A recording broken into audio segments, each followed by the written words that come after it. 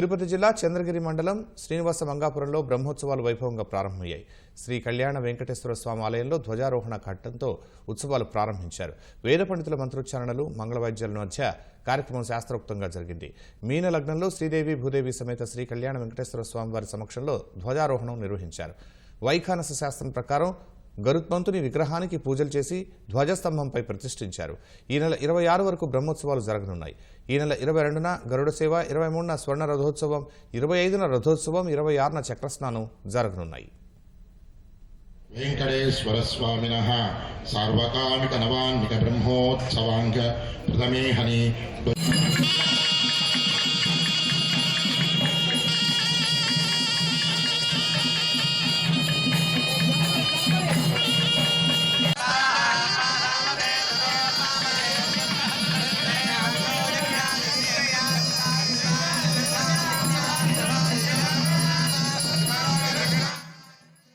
శ్రీనివాస మంగాపురంలో స్వామివారికి ప్రతి సంవత్సరం జరిగేటటువంటి బ్రహ్మోత్సవాలను వైదికంగాను వైభవంగాను తిరుమల తిరుపతి దేవస్థానం వారు ఎప్పటిలాగానే నిర్వర్తించడం జరుగుతోంది.